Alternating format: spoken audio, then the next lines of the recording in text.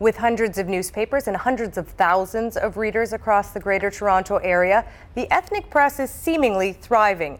Two publications in the throes of the death rattle appear to be reborn. But questions remain about the financial sustainability of this sector.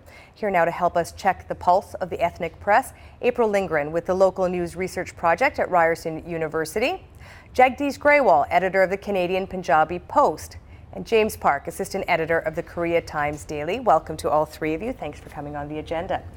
April, I want to begin with you. When we talk about the ethnic press in the GTA, what are we talking about? How big is it? Well, it's actually one of the things, one of the challenges of talking about and researching, doing any research on the ethnic media is that the numbers are so variable. There are no barriers to starting a newspaper or starting a website on ethnic media, so the numbers come and go.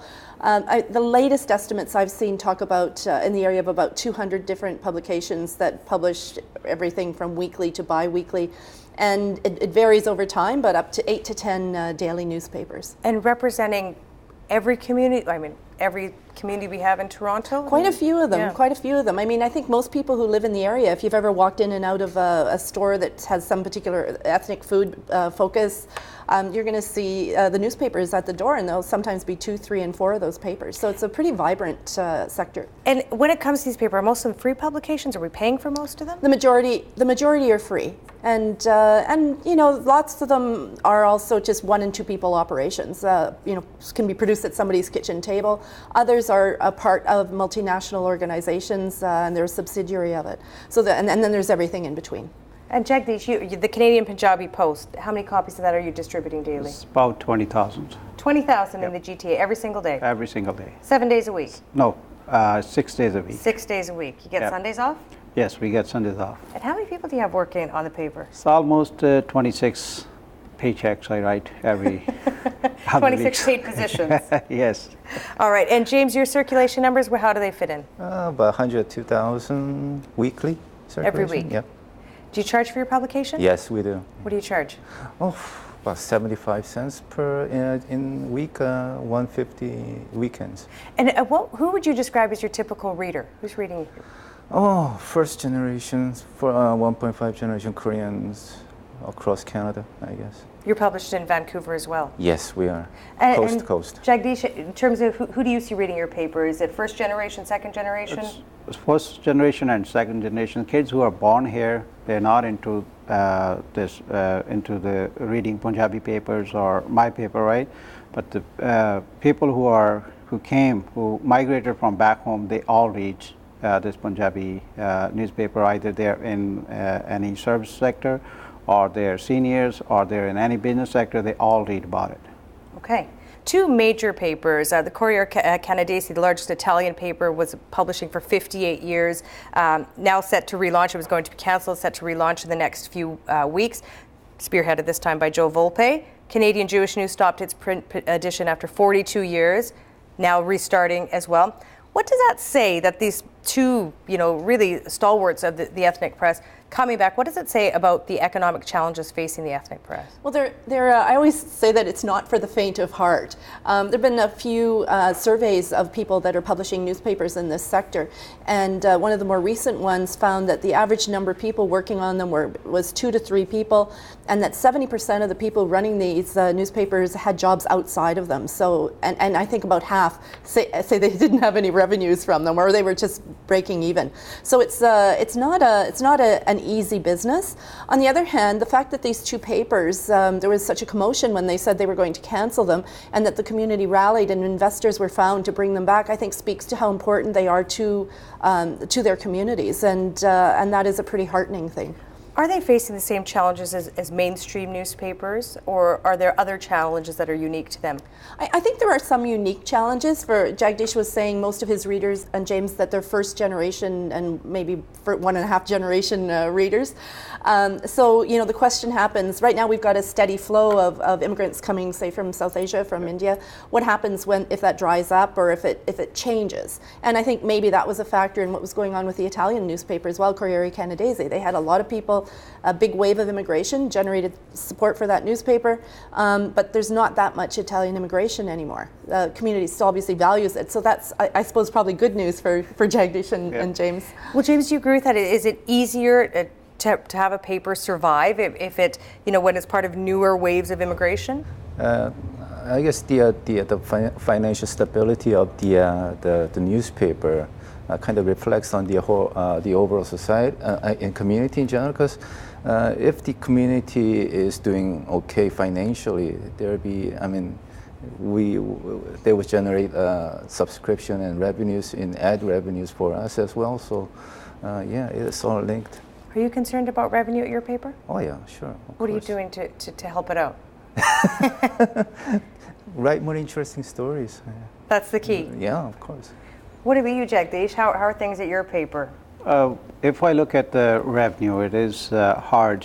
I know how I survived for last 12 years publishing a daily newspapers, but it is coming up very good. Like it's a free paper, and we all survived. Most of our ads are from local pizza men or local grocery stores. These are all our regular advertisers.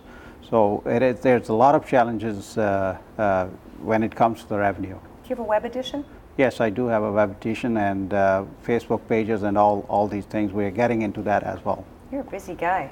You said you host a radio show every day too. Yes, every morning I do a 3-hour show on, it's called Radio Covers Hour. It's news talk. Every day, and put out a paper every day? Yes. 6 days a week. April, you know, many people would say newspapers, mainstream newspapers like the Toronto Star, CBC, are trying, not a newspaper obviously, but trying to cover ethnic communities better, the various communities we have. Why do we need these specific papers that serve specific communities? Well, I think if you think about the challenge of writing about the GTA, if you work for a mainstream newspaper like the Star, I mean, there are dozens and dozens and dozens of different ethnic communities in this city. So even if you publish one story about each one of them every day, you'd have not room for other sorts of news. So it's a pretty challenging thing to cover those communities for the mainstream. So one of the things that ethnic media do is they fill that gap. So they fill that gap by telling other stories about the community that wouldn't necessarily appear in the mainstream media. And there's also some evidence that where the community is, say, being negatively stereotyped, that the ethnic media offer a different narrative. Like they tell different stories about the community, one about their successes, and that's positive reinforcement for the community, and people want to read about it. And of course, they carry news from the country of origin of immigrants as well. We're going to talk a little later about how you cover controversial stories. But I want to talk about politicians, Jagdish, with you, because sometimes in the mainstream media we see politicians, whether they be local, provincial, federal, snubbing the mainstream media. Do you see the same thing when you go to cover politicians? Yes, there is, but there's an impression out there that these politicians are quite friendly with the ethnic newspapers, but I don't agree with it. Why not? There are some politicians who are good politicians, and they're talking about the community, and we're talking good story. Yes, they behave good with us, but if we're talking something challenging for that politicians, they snub us too. So it's the same. It's the same thing. It's I don't agree with it that they snub only the mainstream people, but yes, they have the same behavior with us as well. There are some political parties, they have blacklisted some of the Punjabi papers as well. They don't even send them their press releases. So that challenge is there as well for us. James, has that been something that you've been seeing at your paper as well? Well, I get a feeling that they pay attention to us mostly during the election times. Then they'll talk to you. Yeah. April, it's what Jagdish saying true. We do hear this narrative that the Prime Minister, for example, some federal cabinet ministers choose to go to the ethnic press while perhaps staying out of the mainstream press. What's your assessment of that happening? Well, I think they definitely were doing that, for instance, during the 2011 election. And part of it is that politicians, just like some advertisers, are actually starting to recognize that there's a whole bunch of voters there that they want to get their message out to. So of course they're going to, try and manipulate the media, whether it's ethnic media or other media, in the way that they can best get their message out. But when you've got a growing group of voters who are living in a concentrated area, like in the Brampton area, for instance, those ridings are hotly contested during elections, and candidates actually from the South Asian community are running in those ridings, and and the leaders of the parties are showing up there. So the Prime Minister and some cabinet ministers have been quoted as saying ethnic media is the new mainstream. Do you agree with that? Well, I think James's point is they're the new mainstream when there's an election on. Okay, we're not in the election I agree with her. Yes, we are the new mainstream. Okay, we're not in election season, and so I want to talk about what stories are in your paper today. James, what's on the front page of your paper today? We did a story about a memorandum of agreement between the TDSB, the Toronto District School Board, and the organization called Alpha. It is to promote, I guess, accurate historical education on World War II and what happened during that time in Asia. Like everybody knows about the Jewish Holocaust, what the Nazi Germany did to Jewish people, but not many people know about what the Imperial Japanese did to their neighbors.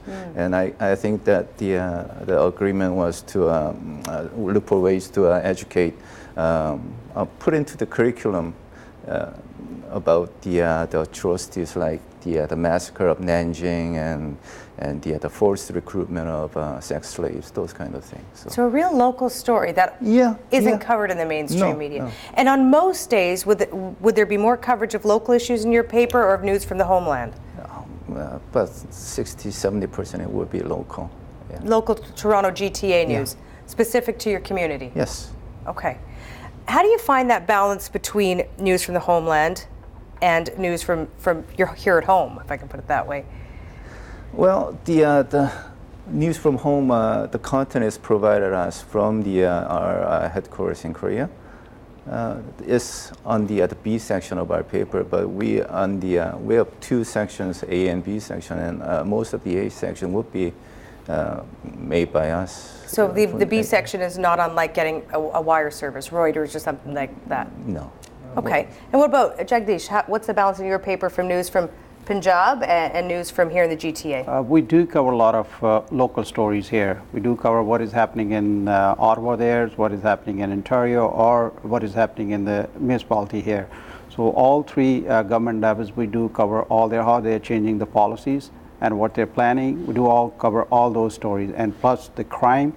And crime is, we do cover that, but it's not that much. But they're still there. But if it is related to the South Asian community, yes, we do cover it at the front pages and other things. If you want to look at today's story, today's story is about this popular man here. So Mike Duffy on the front page there. Yeah. What does the headline say? It's in Punjabi. I can't read that. It says you read that $13,000 check was written to him too, right? That's the today's story. So, and then there's next story is also from local stories here. We print it in two sections here. Like there's in the second section's front page, all local stories which did not get covered in the mainstream media. Kids ran from Scarborough to the Mississauga to raise some funds for the charity. So these kind of stories. Community is very active. If I talk about the Punjabi community is very, very active. They do organize a lot of events, and it's getting hard for us. We are three journalists to cover all the local news stories, but it is getting hard for three of us to keep it up to those stories. So every weekend, every day, there's something happening in the community there. April, how do you see the balance playing out between local news and news from their home communities? It really depends on the publication. So for instance, when I set out to start looking at local news content, and by local I meant GTA content, I looked at quite a number of newspapers and had to discard them because there wasn't a single local story in them. So there's the whole range of newspapers that don't have very much news at all to ones that that have a fairly significant amount of local news. And I make the argument that, in fact, local news is really good for business because, you know, we live in an internet age. If people want to find out what's going on in Korea or in Punjab, they can look at the internet. But if they want to find out about these kids running from one place to another in their local community, you have to look in the local paper. You're not going to very easily find that in a language that's potentially the only one that's accessible to you or that you're most comfortable to read. You're not necessarily going to find that on the internet. I agree with it. It is good for business, plus it is very expensive to do a local coverage. With the limited resources we have, if we want to do all the local coverages here, and it is very, very expensive for us too. We have only a couple of minutes left, but I do want to talk about approaching a story that is perhaps controversial in one of your communities. For example, in the Punjabi community, maybe something like homosexuality or something like that. How do you approach covering issues that are particularly sensitive to your own community? Well, I get very sensitive to these kind of issues here. Yes, the community don't take these, like the topic of homosexuality. We did write an editorials about it. We did talk about it. The community, sometimes when we do talk on the radio, there's a lot of talk goes out of hand when they say that no, we don't accept it. But in the paper, I got to stay very careful what I'm writing here, what kind of editorials I'm writing about it, and we got to be very careful with these sensitive issues that there's. They are not. Do you cover them? Yes, I do cover them. I do cover them in a way that, yes, this is Canada, it's not back home now. Like, it's the community. If the community doesn't accept it, I can't say that, yes, it's not acceptable in this society here. So I got to find a balance in between both of them, like in this issue between the Canadian society here, between the people who get immigrated from back home there. So bring them up to the level to the Canadian society here. Just got to find a way to balance the story, how we can live in this society here. James, I want to ask you, the Korea Times Daily is the only ethnic paper that's a member of the Ontario Press Council. What does that mean for the paper's journalistic standards? I guess we're more transparent. How so? Well, if people want to complain about our articles, they have the proper channel to do so. So that makes us more responsible. And Jagdish, your paper's not part of the same group. What journalistic standards do you have in place? Oh, well, yes, I'm not a part of that group there, but we are very fair and unbiased reporting. That's what we do here. I just want to bring one more point to your attention. I'm going to take your half a minute or so, like economic challenge. I'm going to get back to it. Soon the mainstream media or the big corporate groups see that, yes, this community is growing and these papers are getting the corporate ads, and then they step in it. Like Rogers, they have started their Omni TV, that's cover all the Punjabi news and everything there, and they start taking, if a corporate business has to go to put their ads, they're going to go with them, not with our paper. So same thing with newspapers. That hurts more than any other things. April, I'm going to give you the last word. In terms of the balance between local and national issues, how's the ethnic press and the GTA doing? It depends on the publication. I think the thing that I noticed in the community is that people are pretty open to adopting more local news if they can do it in a way that's affordable. So one of my things is to go around and talk as a person who teaches journalism about ways that you could do this in an affordable fashion. A simple thing being that if you run an ethnic newspaper, just put the local stories on the front page, because that sends a big message to people. It says, listen, this is important, and these are important issues in the community where you're living now. And so I think that that's a pretty important message to send to people. All right, I want to thank all three of you for coming in today. Thank you very much. April Lindgren from Ryerson University, Jagdish Grewal with the Canadian Punjabi Post, and James Park, assistant editor of the Korea Times Daily. Thank you, all three of you. Thank you. Support Ontario's public television. Donate at tvo.org.